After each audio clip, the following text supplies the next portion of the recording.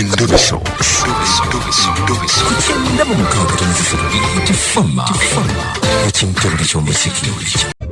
Mwami Robert Sebo nkulamusizza kale munnange nawe gyebale mwami kadima nsanyusa okunkubirako nange nsanyusa okuwuliza Sebo nange nina ensonga zange zenjagala onkwasaganyizeeko kikingo oyogeza nnaku nange era ennaku ennuma kubula kumpita kiweewo kyekikuyiseemu kinsuseeko mwami kadimu nnaku ki kakati ennaku esinga okunnuma munnange nalina omuwala we tweyagala ne twewasanako emyezi nga 6 naye munnange nga omanyi omukyala nga takola bano ab'okumizigo waliwo omukyala Dennis amuleeteranga olugambo kati omuwala n'atandika okugenda nga ntabukako buli lunaku tubeera mu kuyomba ngamba bamugamba ebigambo nina abakyala abalala sawa yatuuka nange nempuliranga ebigambo bintamye nentuuzaako omukyala oyo mu bigambo naye munnange embeera negenda mu maaso bwetyo amaka gange ne gatandika okyankalana buli kiseera tubeera mu kuyomba kulwana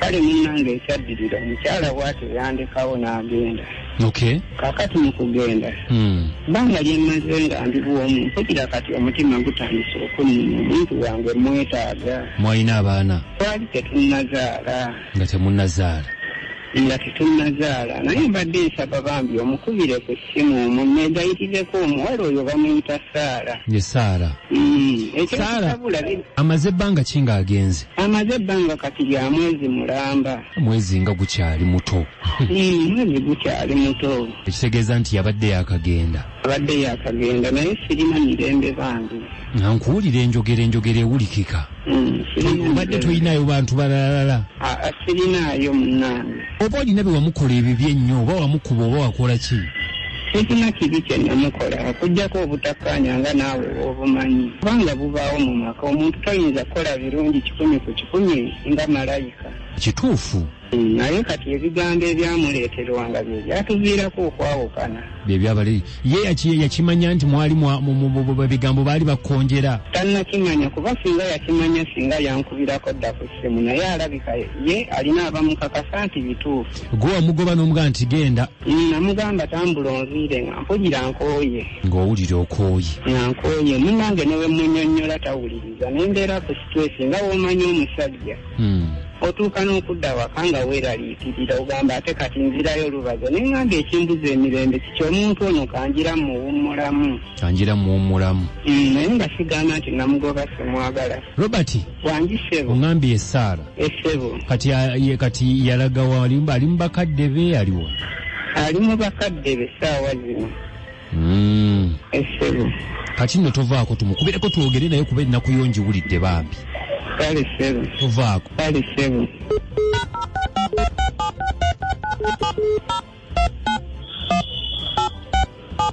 ndooza naawe onaayagala okwogerako naye ekiba kisobose mukama wange nja kwogerako naye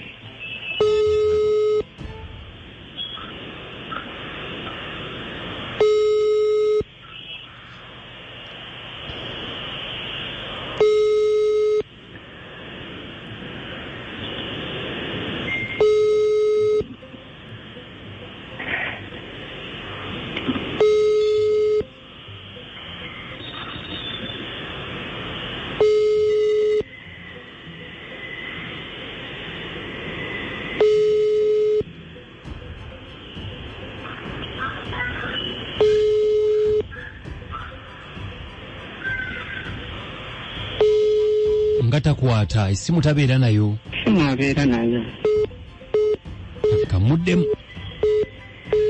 muddemu bandifubako nje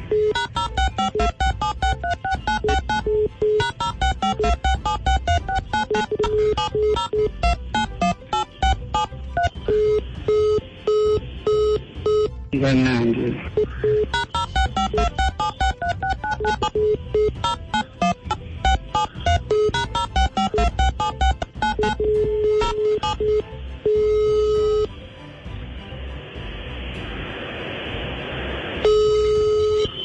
Hello. Saara, jebaliko mukwano. Saara Sebo, jebaliko. Obulamu bulungi. Obulamu bulungi. Kakati Saala bampise Kadima. Ne Namayanja ne Kabogoza tuli ku Beta FM ekinta buli ky'omuziki wano. Omwami gwe bayita Robert omumanyi. Robert?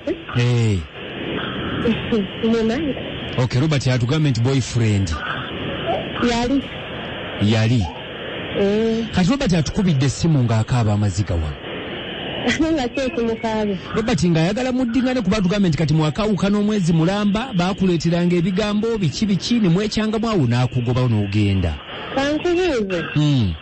Nga ddingana nani? Anti naawe gwe muntu we gwe gw'ayagala. Omuddugavu. Wangi? Nze omuddugavu. Omuddugavu otya? Abeeru baaweddeyo. Sikutegedde mukwano. Yaŋŋamba ndi muddugavu. Naddugala nnyo. Era kunjogera kunondooza kwava ku kkala. Mbadde simanyi Mugambe. Ennyabo. Mugambe. Abaakola ekintu kimu anneesonyiwe. Saala. Namwesonyiwa akole ki? Saala. Nze ntambuza bulamu bwange kati. Saala. Wenjogerera ssaawa eno. Nafuna dda omuntu omulala era alinda emikolo waaba kyayagala. Mu mwezi gumu Saala nga mwakaawukana ate ng'ogamba nti olinze emikolo? Waliwo yali ateeze omuddugavu nga yamwetaaga. Wangi? Waliwo yali ateeze omuddugavu. Anti kaakati mukwano tukube kwegayirira ono ye muntu wa yakwagala. Sidda mabega mukwano. Mugambe anneesonyiire ddala kyamwetaaga mu bulamu bwange nakowa ekisiraani ekyo. Ani Kadima mumuteeko bannange. Wuuyo yogeramu naye. Kikyonjagaza. Sompita yange tewetaaga ddiisa mu kamwa. Wandibadde nneesonyiwa. Wampita omuddugavu, wampita buli kimu, nali ewakaawo nga ndi kisira. Kati ekisiraani kyafuna akirabamu omukisa. Njagala weetereeza ompummule. Tambuza obulamu bwongo bwange we nabutambuza. Kati kankubuuze taata. Nakuba omuntu omulala era ssaawa yonna nja kuyita tugenda mu mikolo n'omwana w'abantu ategeera kkala y'abaddugavu kyeki. Bannange nga weekwatiridde nnyo ekyo ekigambo. Nedda kyannumanyi ate n'olaga nti naawe okisussa. Abeeru baalaga wakankubuuze. Munange gwe neetaaga. Abeeru baalaga wa? Munange sirinayo mulala. Oddangamu n'okudda ku ssimu yange. Olunaku olwaleero togiddangamu. Oddanga ku ssimu yange njagala onneesonyiwe tondabanga nako mpulira kwennyala n'okuba nti nali mbaddeko naawe kisiraani. Bannange tukole bwe tuti. Omuwala ajjeeku. Bannaye Robert.